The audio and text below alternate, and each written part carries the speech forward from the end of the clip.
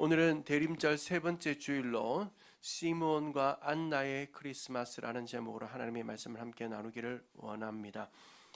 오늘 말씀을 시작하며 빅터 프랭크라는 정신의학자의 이야기를 좀 나누려고 합니다. 빅터 프랭크는 유대인 나치 수용소에서 극적으로 살아난 인물이자 세계적으로 권위 있는 정신의학자입니다. 아주 극한 상황을 이겨낸 자신의 경험과 전문적인 지식은 사람들에게 아주 좋은 치료의 통로로 쓰임받게 했습니다. 그러다 보니 빅터 프랭크가 운영하는 정신과 클리닉에는 너무나 힘들고 어려운 처지에 있는 많은 사람들이 찾아오게 되는데, 많은 사람들에게 삶의 의미를 새롭게 깨닫게 해서 그것을 통해서 사람들을 치료한다고 하므로 빅터 프랭크의 치료법에는 의미치료법이라는 이름을 붙이게 됩니다. 의미 있는 치료법. 사람들은 빅터 프랭크의 의미치료법으로 치료받기 위하여 그를 찾아와서는 자신의 정말 죽을 것 같은 고통을 다 호소하게 됩니다. 이런저런 고통을 다 들은 빅터 프랭크는 맨 마지막에 그 이야기를 하는 내담자에게, 상담을 받으러 오신 분들에게 거의 동일하게 이런 질문을 던졌다고 합니다. 아니, 그렇게 힘들다면, 당신이 말하는 것처럼 이런저런 고통 때문에 그렇게 힘들다면 그냥 죽지 왜 사세요? 라고 질문했다고 합니다.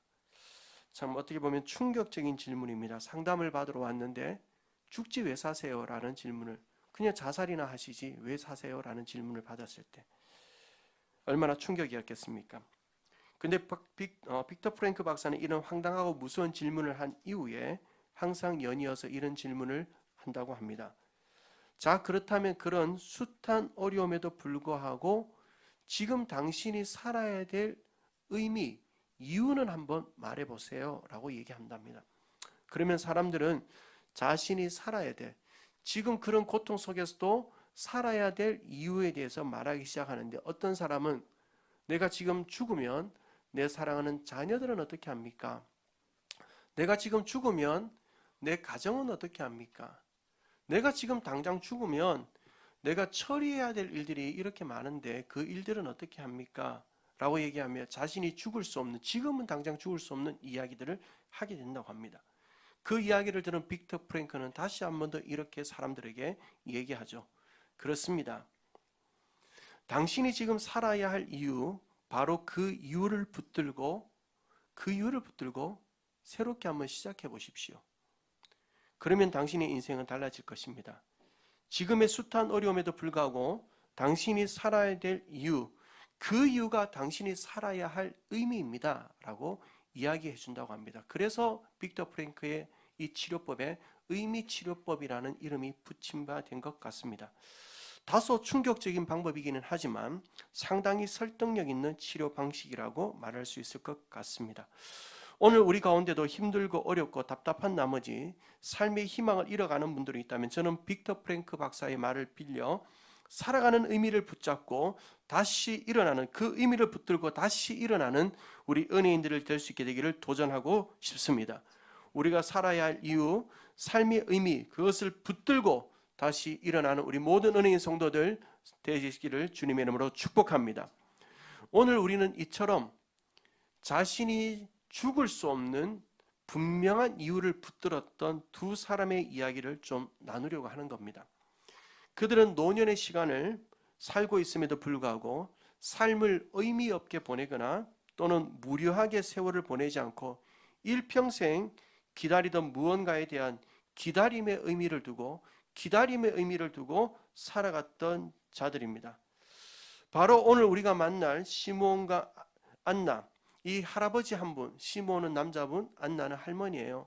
이 할아버지와 할머니의 삶의 의미는 다름 아닌 예수님을 기다림에 대한 기다림의 의미가 있었던 자들입니다. 시므온과 안나는 짝을 이루어서 나옵니다.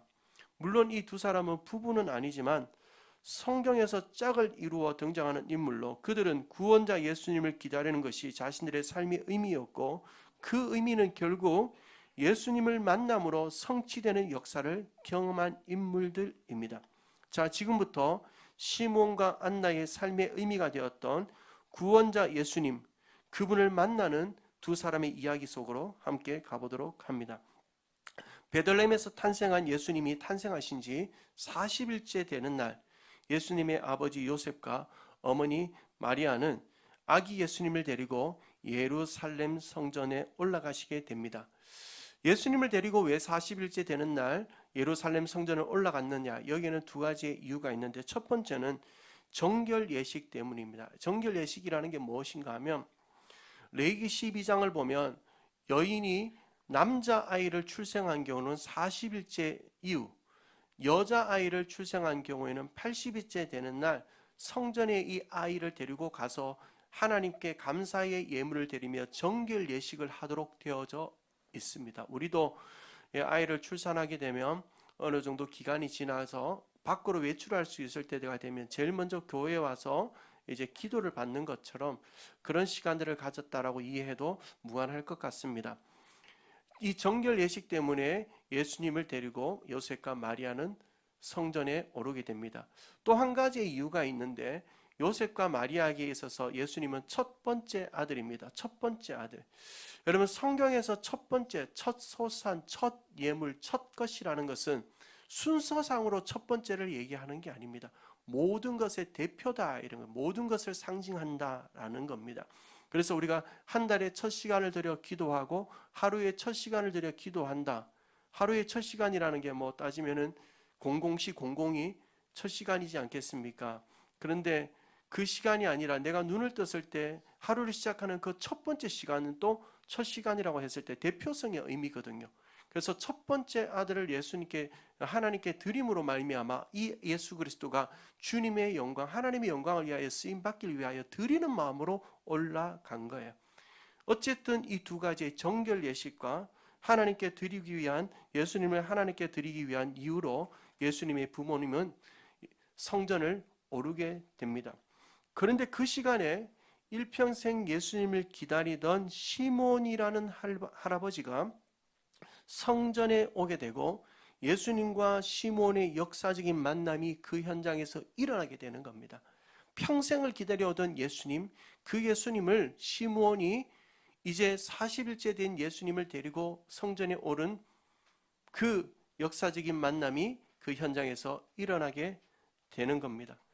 어떤 사건으로 인해 언제부터 예수님을 이 시몬이 기다렸는지는 정확히 알 수는 없습니다.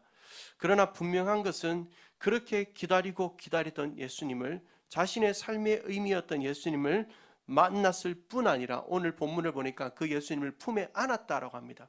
시몬이 그 예수님을 품에 안았다라고 합니다.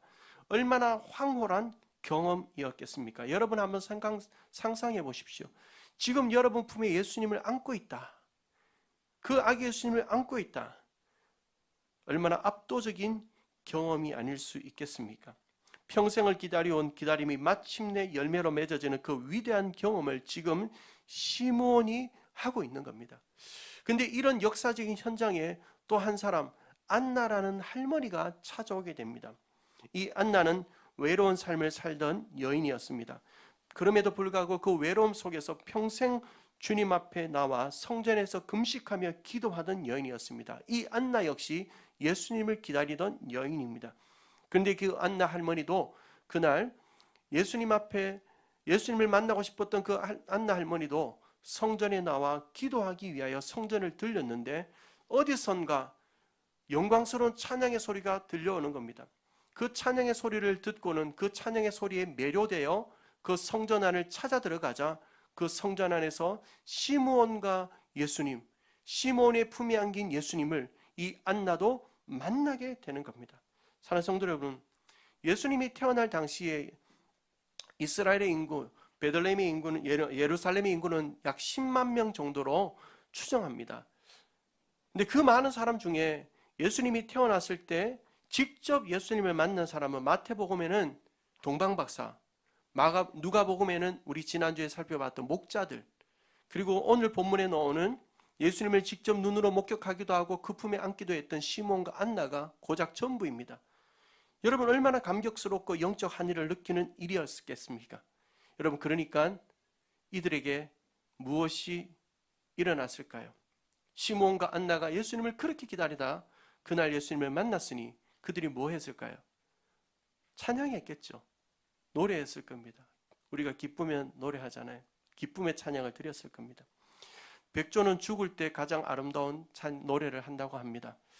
그처럼 시몬은 연로한 나이 가운데 아기 예수님을 그 품에 안고는 가장 아름다운 노래를 부르게 됩니다. 우리는 그 노래를 시므온의 노래다라고 부릅니다. 그런데 이 시므온의 노래는 우리에게 예수님이 도대체 어떤 분인지를 잘 가르쳐 줍니다. 예수님이 어떤 분인지. 오늘 본문 29절에서 32절에 나오는 이 시므온의 노래, 라틴어로 눈크 디미티스, 주제여 놓아주시는도다 라는 제목을 가진 이 노래를 보면서 예수님이 어떤 분인지, 시몬의 품에 안기고 안나가 만난 예수님이 누구인지를 우리가 먼저 한번 생각해 보기를 원하는 거예요. 29절을 한번 같이 읽어보시겠습니까? 29절입니다. 시작. 주제여 이제는 말씀하신 대로 종을 평안히 놓아주시는도다. 종을 평안히 놓아주시는도다 라고 말씀합니다. 시몬은 지금까지 하나님의 손에 붙들려 살아왔습니다.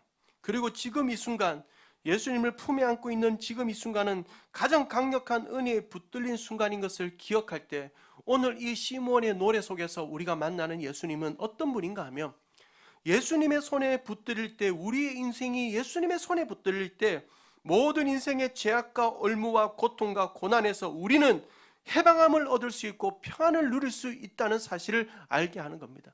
사랑하는 성도 여러분, 예수님의 손에 붙들림으로 말미암아 우리의 인생의 모든 얼무에서 벗어나 평안을 누리시는 저와 여러분 되기를 주님의 이름으로 축원합니다. 이 땅에 오신 예수님은 우리를 붙들어 주시는 분입니다. 우리를 붙드심으로 인생의 죄악과 고통과 좌절과 상처에서 노임받는 평안을 주시는 분인 줄로 믿고, 우리가 이 대림절 기간 이런 기도, 이런 소망을 가지면 어떠시겠냐 하는 것입니다. 사랑하는 성도 여러분, 나를 붙들어 주시옵소서. 나의 가정을 붙들어 주옵소서. 우리 교회를 붙들어 주옵소서. 주님의 손에 붙들리는 모든 은혜인들 되기를 주님의 이름으로 축원합니다. 30절에서는 구원자 예수님을 우리가 만날 수 있습니다. 30절입니다. 내 눈이 주의 구원을 보나이다. 오늘 시므온은 그 예수님을 구원자, 나의 구원이라고 선포합니다. 그런데 25절에 보면 시므온이 기다렸던 구원은 어떤 구원인가를 우리가 알 수 있습니다. 오늘 25절 하반절에 보면 이스라엘의 위로를 기다리는 자, 시므온은 이스라엘의 위로를 기다렸다. 위로자 예수님, 위로자 구원자, 동일한 의미로 저는 해석해도 무관하다고 생각합니다. 그러니까 시몬에게 있어서 예수님은 위로자이십니다. 자신의 품에 안긴 구원자는 위로자이십니다. 사랑하는 성도 여러분, 그렇다면 시몬에게 있어서 구원자 예수님은 바로 위로자였다면 그 예수님은 또한 우리에게 위로자 되심을 믿을 수 있게 되기를 주님의 이름으로 축원합니다. 예수님의 위로는 환경적인 것이 변화되거나 부족한 것을 채워주는 것으로 이루어지는 조건적인 위로가 아닙니다. 물론 예수님은 환경적인 것을 변화시키고 우리의 부족함을 채우셔서 우리를 위로하시기도 하지만, 예수님의 근본적인 위로는 어떤 환경과 부족함 속에서도 평안을 누리고 감사하게 하고 만족하게 하시는 절대적인 위로를 주시는 분인 줄로 믿습니다. 오늘 우리 가운데 예수 그리스도의 위로가 필요한 자들에게 구원자 예수님만이 주시는 절대적인 위로가 임하는 은혜가 있게 되기를 주님의 이름으로 축원합니다. 30절입니다. 이 32절입니다. 32절을 보면 이방인을 비추는 빛이다. 그 예수님을 안고 있는 시몬이 노래하는 세 번째 구원자 예수님은 이방을 비추는 빛이다 라고 선포하고 있습니다. 이방을 비추는 빛. 성경에서 이방이라는 장소는 늘 언제나 사람이 주목하지 않는 장소입니다. 사람의 시선이 머무지 않는 곳입니다. 사람의 관심이 끊어진 곳입니다. 심지어는 자신들이 스스로 패배자, 인생의 루저다, 실패자라고 여기며 모여 살던 장소, 성경은 그곳을 이방이다라고 표현합니다. 그러니까 예수님, 이 땅에 오신 예수님은 사람의 주목이 사라지고 사람들의 관심과 스스로 외톨이가 되어 자신을 스스로 패배자라 여기는 자들에게 회복과 생명의 빛을 비추어 다시 일으키시는 분임을 선포하고 있는 것입니다. 사랑하는 성도 여러분, 오늘 이 아침에 내 마음이 위로자 같고 내 삶이 위로자 같고 2025년을 살아왔는데 크게 이룬 것도 없는 것 같고 열심히 살았는데 직장의 문제 때문에 고민되는 우리 젊은 집사님들, 새벽을 깨우며 아침에 퇴근하면서 내가 언제까지 이 삶을 살아야 되는가? 그 새벽에 찬 공기 속에 흘리는 눈물이 볼에 떨어지는 얼음과 같이 여러분의 마음을 고독하게 하고 있는 분들이 있다면 주님은 이방의 빛을 비추시는 분이에요. 여러분의 어둠을 찬란한 아침으로 만드시는 분임을 믿으시고 주님의 그 역사의 날을 사모하며 믿음으로 반응하시는 은혜가 있게 되기를 주님으로 축원합니다. 사랑하는 성도 여러분, 이런 예수님을 시몬이 기다렸으니 어찌 삶의 의미가 되지 않았겠습니까? 시몬이 이런 예수님 기다렸어요. 나를 붙들어 주시는 예수님, 내게 위로해 주시는 예수님, 이방의 빛을 비추시는 예수님. 그러니 시몬이 기다리는 이 예수님에 대한 기다림은 그 삶의 의미가 되고도 남았으리라고 저는 여겨집니다. 자, 여러분, 그렇다면 시몬만 노래했을까요? 아닙니다. 안나 할머니도 노래했습니다. 성경에는 나오지 않아요. 저는 그런데 분명히 안나 할머니도 노래했을 거라고 분명히 생각합니다. 저는 안나가 부른 노래의 제목을 붙여본다면 아멘송이다라고 붙이고 싶습니다. 왜 그런가? 여러분, 성경에 같이 붙어있는 찬송가를 보면 1장부터 645장까지 있는데 그 가운데서 638장 후렴부터 시작해서 645장까지는 다 아멘송입니다. 아멘, 아멘, 아멘, 아멘. 한 번 아멘, 두 번 아멘, 세 번 아멘. 영원한 아멘으로 찬송가가 맞춰집니다. 왜 그럴까요? 저는 이렇게 생각합니다. 주옥과 같은 찬양, 우리의 믿음과 우리의 고백이 담겨져 있는 찬양, 말씀에 근거한 노래들이 담겨있는 이 찬양을 마치면서 그 모든 것이 아멘, 그렇습니다, 그렇게 될 줄로 믿습니다라는 고백으로 맞춰지므로 그 아멘으로 주님 앞에 영광을 돌리고자 그 찬송가가, 이 찬송가가 그렇게 구성됐다고 저는 생각합니다. 그런 것들을 생각해 볼 때 시몬이 불렀던 이 노래를 옆에서 들었던 안나도 아멘 하지 않았겠습니까? 아멘. 구원자 예수님 아멘. 위로자 예수님 아멘. 이방의 빛을 비추시는 예수님 아멘. 우리를 붙들어 주시는 예수님 아멘 이라고 저는 분명히 시몬 옆에서 안나가 화답했을 거라고 믿습니다. 그렇게 시몬과 안나에게 있어서 예수님을 기다리는 것은 삶의 의미였고 그 의미를 붙들고 살아온 그 할아버지와 할머니는 지금 예수님을 만나고 있는 것입니다. 그리고 그들의 찬양은 성전 안에 가득 울려 퍼지고 있어요. 여러분, 메리 크리스마스가 어떤 의미인지 아시죠? 메리라는 것은 마사라는 예배한다, 기뻐한다는 뜻이거든요. 크리스마스는 그리스도 예수님을 얘기합니다. 그러니까 메리 크리스마스라는 것은 예수님을 예배합시다, 예수님을 기뻐합시다라는 거거든요. 12월 25일에 성탄절이잖아요. 그래서 그날은 예배하는 날이에요. 그냥 그날은 가족들끼리 식사도 할 수 있고 친구들을 만날 수도 있겠지만 그것은 먼저 예배를 한 이후에 일어나야 되는 일이라는 거죠. 메리 크리스마스. 그래요. 그래서 안나와 시몬, 시몬과 안나의 메리 크리스마스라는 이름을, 제목을 오늘 설교 제목으로 채택한 것은 저는 참 잘 어울린다고 생각합니다. 왜냐하면 시몬과 안나가 메리 크리스마스, 하나님을, 예수님을 찬양했고 예수님을 예배했기 때문입니다. 자, 여러분, 시몬과 안나가 만난 예수님, 우리를 위해 이 땅에 오신 예수님, 그 주님이 지금 우리에게도 필요하지 않으십니까?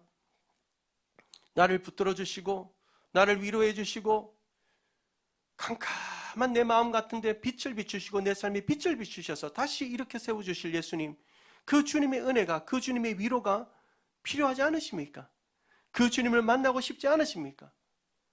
그렇다면 오늘 우리는 안나와 시므온과 안나의 메리 크리스마스 현장을 통해서 예수님의 만나는 길에 관하여 두 가지의 영적 교훈을 함께 나눌 것이 있는 것입니다. 그 첫 번째는 바로 우리는 예수님을 말씀에 붙들려 만날 수 있습니다. 말씀에 붙들려 예수님을 만납시다라는 겁니다. 말씀에 붙들려 예수님을 만납시다라는 겁니다.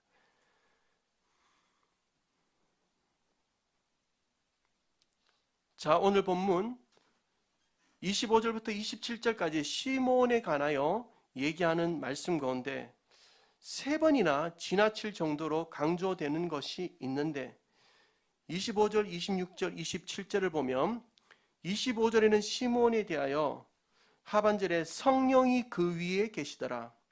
26절에는 하반절에 성령의 지시를 받았더라. 27절에는 성령의 감동으로 라고 얘기하며 말씀하며 시므온이 성령님과 동행하던 삶임을 지나칠 정도로 강조하고 있는 것을 볼 수 있습니다.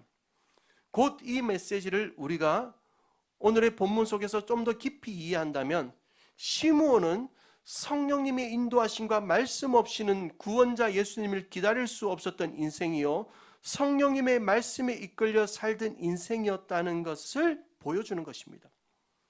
사랑하는 성도 여러분, 이 시므온의 삶을 좀 더 명확하게 말씀에 이끌려 성령님의 말씀에 이끌려 살던 삶을 좀 더 명확하게 보여주는 것이 27절에 한 단어로 표현됩니다. 그것이 27절인데 우리 27절을 같이 한번 읽어보면 좋겠습니다. 시작. 성령의 감동으로 성전에 들어가매 마침 부모가 율법의 관례대로 행하고자 하여 그 아기 예수를 데리고 오는지라.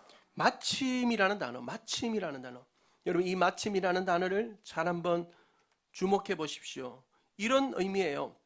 시므온이 그냥 그날 우연히 성전에 들어갔더니 예수님을 만났다라는 의미가 아니에요. 성령님께서 시므온에게 말씀해 주신 겁니다. 시므온아, 지금 성전에 들어가라. 그러면 아기 예수님을 만나게 될 것이다 라는 그 말씀을 듣고 마침 그때에 성전에 들어갔더니 예수님을 만났다라는 거예요. 곧 시므온은 예수님의 말씀을 따라 살아오던 인생이요 그날 또 마침 예수님의 말씀을 따라 성전에 들어가서 예수님을 만났다는 겁니다. 여기에서 우리는 중요한 몇 가지를 정리하고 갈 수 있는 것이 있습니다. 먼저는 시므온은 오랜 세월 동안 주님을 기다리는 동안 말씀에 이끌려 살았던 인생이다라는 것을 명확하게 우리는 알 수 있습니다. 또 한 가지는 시므온이 성전에 들어가자마자 그게 예수님만 있었을까요? 또 다른 아이는 없었을까요? 저는 있었다고 봅니다. 그런데 어떻게 예수님이 구원자 예수 그리스도임을 알 수 있었을까요?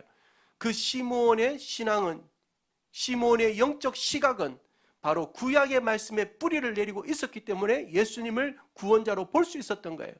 또 한 가지는 시므온이라고 예수님을 기다리는 동안 흔들리는 시간이 없었겠냐는 겁니다.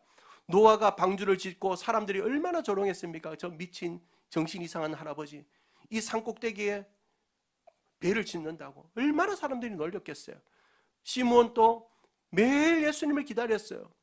언제 오실지 모르는 예수님을 기다렸습니다. 사람들이 얼마나 유혹하고 조롱했겠습니까? 비방했습니까? 그럼에도 불구하고 그 비방과 조롱 속에서도 견딜 수 있었던 것은 바로 이 시므온이 말씀을 믿고 있었고 말씀을 붙들고 있었는데 언젠가부터 그 말씀이 시므온을 붙들어 주셨기 때문에 오늘 이 역사의 현장이 있다는 사실을 저와 여러분 잊지 않게 되기를 주님의 이름으로 축원합니다. 그래서 우리가 끝까지 주님의 말씀을 붙들고 나아갈 때 주님의 역사 앞에 서게 되는 것은 말씀을 붙들고 내가 가지만 어느 날 어느 순간부터 말씀이 나를 붙들어 그 소망의 항구에 다다르게 하는 은혜를 사모하는 역사가 저와 여러분에게 있음으로 말미암아 말씀이 나를 그곳에 도착하게 하셨다, 말씀이 나를 구원자를 만나게 하셨다, 말씀이 나를 위로자를 만나게 하셨다는 고백을 하게 하시는 은혜를 입게 되기를 주님의 이름으로 축원합니다. 우리에게 빛을 비추시고 위로해 주시고 모든 묶임에서 자유케 하시는 예수님을 만나고 싶다면, 여러분이 가정이 만나고 싶다면 주님 내가 말씀에 붙들리게 하옵소서, 우리 가정이 말씀에 붙들리게 하옵소서, 우리 교회가 말씀에 붙들리게 하옵소서. 이 기도가 오늘 이 소망이 이 대림절 세 번째 시간 여러분의 가슴에서 불처럼 타오르게 되기를 주님의 이름으로 축원합니다. 미국 빈민촌에 살던 벨이라는 한 여성이 있었습니다. 이 여인이 살던 빈민촌은 너무나 가난해서 아이들이 학교를 가지 못합니다. 공장지대였던 그 빈민촌, 공장이 다 폐업되고 아이들은 학교 가야 될 아이들이 학교를 가지 않고 그 공장지대를 뛰어다니며 아이들이 무섭게 또한 위험하게 놀기 시작합니다. 그래서 베리는 마음에 하나의 소원을 가집니다. 저 아이들을 위하여 조그만 학교를 하나 세워주고 싶다, 저 아이들을 위하여 공부할 수 있는 교실을 하나 만들고 싶다라는 소원을 가지고 주님 앞에 기도하기 시작합니다. 그런데 어느 날 그의 마음 가운데 강력한 하나님의 음성이 말씀으로 찾아옵니다. 주님께서 이 베리에게 말합니다. 내가 너를 도와주겠다, 내가 너를 통하여 역사를 이루겠다라는 하나님의 음성이 들려진 겁니다. 그래서 이 베리는 이 약속의 말씀을 믿었습니다. 그리고 붙들었습니다. 그리고 붙든 말씀을 가지고 계속 기도했습니다. 기도하는 가운데 하나님 어떻게 그 역사를 만들어 갈까요? 하나님께서 어떻게 도우시길 원하십니까? 라고 물을 때 하나님께서 그의 마음 가운데 한 사람을 생각나게 합니다. 바로 그 미국에서 당시에 큰 부자로 알려져 있던 자동차 왕 헨리 포드에게 찾아가서 찾아가서 이 자초지경, 이 비전을 얘기하고 도움을 받는 것은 어떻게 했냐라는 주님의 마음이었습니다. 그래서 이 베리는 용기를 내어 헨리 포드를 찾아가게 됩니다. 그리고 자신의 꿈을 얘기합니다. 자신의 마을, 자신의 동네의 상황을 얘기합니다. 그러자 헨리 포드가 봉투를 하나 건넵니다. 그 봉투 안에 고작 $1밖에 들어있지 않았습니다. 어떤 거예요? 거절당한 겁니다. 깨끗하게 철저하게 거절당한 겁니다. 그러나 이 베리는 돌아와서 $1를 손에 들고 주님 앞에 기도합니다. 하나님께서 제 기도 가운데 도와주시겠다고 말씀으로 약속해 주셨죠. 그리고 헨리 포드를 생각나게 해주셨죠. 그런데 찾아갔더니 $1를 주셨네요. 저는 이것도 하나님의 응답이라고 믿습니다. 저는 분명히 하나님의 말씀대로 저를 도와주시리라고 믿습니다라고 좌절하지 않고 그 $1를 가지고 텃밭을 만들어 $1치의 꽃씨를 사와서 꽃씨를 심었습니다. 그러니까 꽃이 자라기 시작했습니다. 그 꽃을 꺾어서 지나가는 사람들에게 베리는 나눠주기 시작합니다. 그냥 나눠주지 않고 자신의 꿈을 얘기합니다. 제가 꽃을 나눠주는 이유는 머지않아 우리 아이들이 이곳에서 뛰어놀 수 있는, 공부할 수 있는 학교를 짓고 싶은 마음입니다. 그렇게 5년에서 6년에 걸쳐서 그 일들을 반복하니 사람들이 조금씩 돈을 후원해 주었습니다. 그 돈을 모아 천막학교, 이름부터 초라하지 않습니까? 천막학교를 하나 세웠습니다. 너무 초라하기 그지없는 조그마한 막사학교, 천막학교를 짓고는 막사학교를 개교하게 되는데 그 개교의 현장에 $1를 전해주었던 헨리 포드를 초청하게 되었습니다.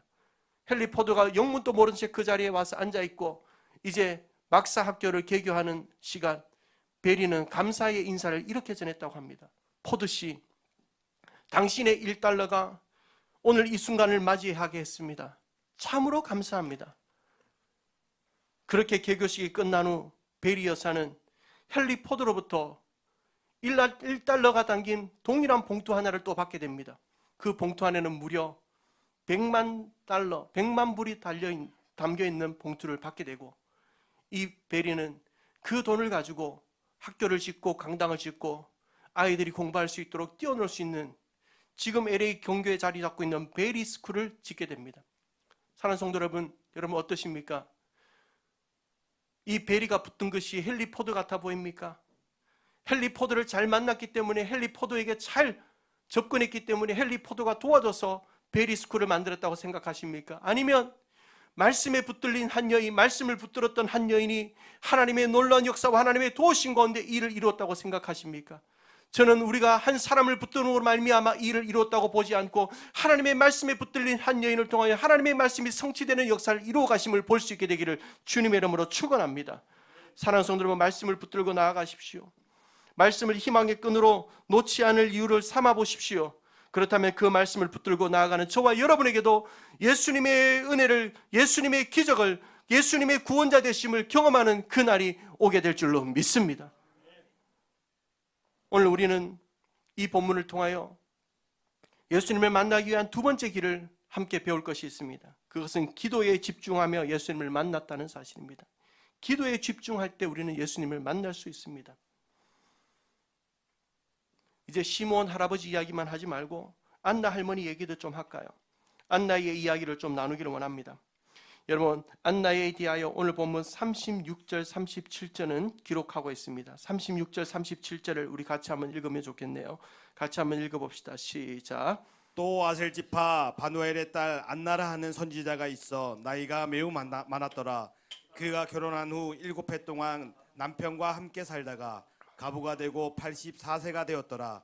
이 사람이 성전을 떠나지 아니하고 죄하로 금식하며 기도함으로 섬기더니. 여러분, 안나에 대하여 얘기할 때 제일 먼저 선지자였다라고 말씀합니다. 선지자는 말씀을 선포하는 자입니다. 그러니까 생각해보면 안나 역시 말씀에 붙들렸던 자다라는 것을 우리는 알 수 있습니다. 그런데 안나에 대하여 두드러진 특징이 하나 더 있는데 제일 먼저 아마 우리의 관심을 끄는 것이 그는 과부였다, 84세더라라는 내용이 아닐까 생각합니다.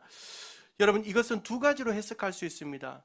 첫 번째는 84세가 된, 지금 84세가 된 과부 할머니라고 이해할 수도 있고 해석할 수도 있습니다. 그러니까 결혼한 후에 7년간 남편과 살다가 헤어지고 이제는 과부가 되었는데 84세가 된 할머니더라라고 해석할 수도 있겠지만 또 한 가지 해석은 뭐냐면 남편과 7년을 살다가 헤어지고 나서 84년 동안 갑으로 살았더라라는 해석도 가능합니다. 그렇다면 두 번째 해석을 가지고 계산을 해보면 당신은 보통 14세 나이가 되면 결혼을 합니다. 그러니까 14세에 결혼을 했다는 가정하에 7년을 남편과 살았으니 21살까지는 남편과 살은 겁니다. 그러면 21살 이후에 84년 동안 갑으로 살았으니 지금 몇 세가 됐다는 겁니까? 105세가 됐다는 거. 105세. 여러분, 근데 중요한 것은 84세냐 105세냐 하는 건 아닙니다. 중요한 것은 무엇인가 하면 84세냐 105세냐가 아니라 그 모진 인생의 세월을 견뎌왔다는 겁니다.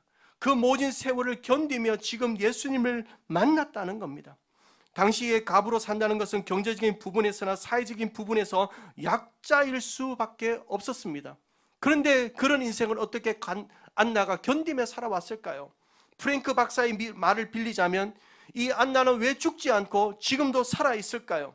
무엇보다도 안나가 구원자 예수 그리스도를 만나는 일에 가장 중요하게 작용한 것이 무엇일까요? 그 해답이 37절에 명확하게 나옵니다. 37절 하반절을 보면 성전을 떠나지 아니하고 주야로 금식하며 기도함으로 섬겼더니, 금식하며 기도했더라. 사랑하는 성도 여러분, 이 안나라는 이름은 신약식 이름입니다. 신약의 이름으로 안나, 쉽게 얘기하면 헬라, 히브리어 이런 걸 떠나서 같은 유래를 가진 이름이 구약에도 나오는데 누구냐면 한나입니다. 한나. 그러니까 여러분 보십시오. 구약에 한나라는 여인이 나오는데 이 여인은 어떤 여인인가 하면 아이를 낳지 못한 여인이었어요. 얼마나 서러움을 당하는지요. 얼마나 서러움을 당하며 살아가는지. 그래서 이 여인이 매일마다 성전에 와서 자신의 인생의 아픔을, 서러움을, 고독함을, 막막함을 눈물로 쏟아낸 여인입니다. 성전 바닥에 엎드려서 눈물로 기도하니까 저 여인이 왜 저렇게 낮부터 술을 먹고 저렇게 기도하지라는 말을 들을 정도로 정신없이 기도하던 여인이었습니다. 한나는 그 자신이 아이를 낳지 못하던 그 서러움, 인생의 아픔을 눈물로 이겨낼 수 있었습니다. 그러면 저는 한나 역시 동일했다고, 안나 역시 동일했다고 생각합니다. 짧은 7년의 결혼 생활을 마치고 홀로 된 여인, 비참한 현실과 무거운 경제적인 어려움, 무너지는 가슴, 불타는 심장, 외로움과의 싸움, 죽음과 같은 삶을 이길 힘은 이 안나에게 기도밖에 없었을 거라고 저는 확신합니다. 안나는 기도하고 기도하며 언젠가는 내 삶에 찬란한 아침이 찾아올 것이라고 믿었지만 종종 무너지는 그 가슴이 올 때는 금식하며까지 성전을 떠나지 않고 매일 성전 중심으로 주님 앞에 나와 기도하던 어느 날 하나님의 구원의 역사, 예수님을 만나는 일이 그의 눈앞에 펼쳐진 겁니다. 사랑하는 성도 여러분, 38절을 한번 보시겠습니까? 오늘 본문 38절에 보면 38절의 시작이 마침입니다. 마침이에요. 마침. 이게 어떤 의미겠습니까? 안나가 평상시에도 늘 주님 앞에 나와 금식하며 기도했는데 그날 또 주님 앞에 나와 기도하러 오던 그날, 그때, 그 마침, 그때에 예수님을 만났다는 거예요. 사랑하는 성도 여러분, 안나에게 있어서 기도는 자신이 살아갈 삶의 힘이었을 뿐 아니라 안나가 구원자 예수 그리스도를 만난 것도 한결같이 성전 중심으로 기도의 자리를 지켰기 때문이라는 것을 생각하며 여러분의 삶에도, 우리의 삶에도, 우리의 가정에도, 우리의 교회에도 예수 그리스도의 그 은혜와 예수 그리스도를 만나는 역사가 필요하고 그분의 도우심이 필요하다면 기도에 집중함으로 주님을 만나시는 저와 여러분 되기를 주님의 이름으로 축원합니다. 간혹 가다 보면 교회 안에 이런 안나와 같은 분들이 참 많습니다. 그래서 연세가 있는 권사님들의 권사회를 안나 권사회 이렇게 부르는 경우도 많죠. 또 안나 기도자들 이렇게 부르는 경우도 많습니다. 왜냐하면 그냥 누가 정한 것도 아닌데 교회 와서 계속 기도의 자리를 지키는 분들이 계십니다. 하루의 일과 중에 제일 우선으로 교회 가서 기도하는 것, 이것을 삶의 최우선 순위에 두고 기도하는 자들이 교회에 보면 종종 있습니다. 그런 분들을 가진 교회는 강력한 보배를 가진 교회예요. 저는 우리 교회에도 그런 보배들이 많아질 수 있게 되기를 소망해 봅니다. 사는 저는 안나가 예루살렘의 구원의 문제만을 위해서 자신의 구원만을 위해서 기도하지는 않았습니다. 예루살렘의 구원, 민족의 구원을 기도했던 것처럼 그런 안나들은 자신의 구원만을 위해서 기도하지 않습니다. 예수님이 붙들러 줘야 하는 사람들, 예수님의 구원과 위로가 필요한 사람들, 빛 대신 주님의 인도와 능력이 필요한 사람들, 그런 사람들을 위하여, 그런 가정들을 위하여, 그런 교회를 위하여 기도하기 때문에 안나와 같은 사람들은 교회에게 있어서 보배와 같은 사람들입니다. 어찌하든 여러분, 오늘 본문으로 다시 와서 여러분의 마음이 혹시라도 오늘 안나와 같은 마음을 느끼고 계십니까? 84년의 세월, 고독한 한 여인으로 살아왔던 그 세월에 그 마음을 마치 삶으로 느끼고 있고 마음으로 느끼고 계신 분들 계십니까?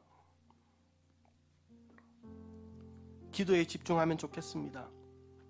우리에게 빛을 비추시고 삶을 위로하시고 모든 묶음에서 자유케 하시는 그 예수님이 필요하고 만나고 싶고 그분의 도우심이 필요하다면 우리 이 대림절 기간 기도에 집중하면 좋겠습니다. 혹이라도 내 삶은 여기까지야, 내 인생에는 더 이상 기회가 없다 생각하는 분들이 있다면 우리는 아직 기도할 수 있기에 우리에게는 아직 기회가 남아 있습니다. 우리는 여전히 기도할 수 있기에 여전히 하나님이 행하실 역사는 우리 앞에 남겨져 있음을 믿으시길 주님의 이름으로 축원합니다. 안나가 기도에 집중함으로 그 모든 세월을 이겨낼 수 있었고, 안나가 기도에 집중함으로 예수님을 만났던 것처럼 우리 역시 기도에 집중함으로 승리와 구원의 역사를 주시는 예수님을 만나는 이 대림절 기간 우리 모든 은혜인들 되기를 주님의 이름으로 축원합니다. 안나, 구약의 한나, 근데 한 사람, 같은 이름의 유래를 가진 한 사람의 이야기를 나누며 오늘 말씀을 마치고자 합니다. 우리에게 그 한 소녀의 일기가 잘 알려졌어요. 안내의 일기라는 책의 제목을 여러분 들어보셨을 겁니다. 안내의 일기. 이 안내 프랑크는 독일 프랑크푸르트에서 유태인 은행가의 둘째 딸로 태어납니다. 제2차 세계대전이 일어나면서 독일군이 안내의 가족이 살던 네덜란드를 점령하게 되죠. 그로 말미암아 안내의 가족은 아버지의 사무실에 있는 작은 공간에서 숨어 살게 됩니다. 그런데 그곳에서 신문 기자와 작가를 꿈꾸던 안내가 당시 자신의 침울하고 암흑한 상황을 일기로 희망 가운데 써내려가게 되는데, 그것이 우리에게 읽혀지고 전 세계 사람들에게 희망을 주는 안내의 일기입니다. 그 일기장에는 가장 깊은 어둠에서 가장 밝은 희망을 노래하는 내용들로 가득한데, 그 가운데서도 제일 많은 사람들이 기억하는 대표적인 한 구절이 있다면 아마 이 내용일 것입니다. 여러분 한번 잘 들어보십시오.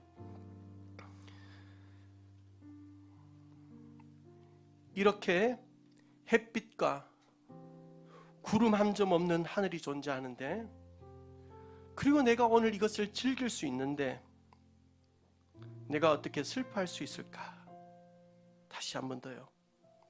내가 이렇게 햇빛과 구름 한 점 없는 하늘이 존재하는데, 그리고 내가 이것을 오늘 즐길 수 있는데 내가 어떻게 슬퍼할까?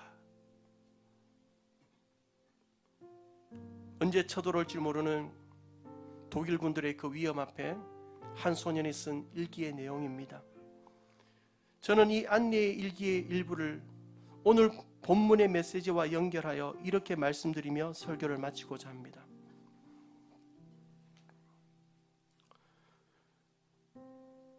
우리의 삶의 어두운 곳에 빛을 비추시고 가장 절대적이고 근본적인 것으로 위로하시며 우리를 붙드심으로 모든 죄악과 억압과 묶임에서 놓아주시는 예수님이 우리를 위해 오셨고 오늘도 우리 곁에 존재하는데, 그리고 그분을 우리는 말씀을 통해 기도를 통해 만날 수 있는데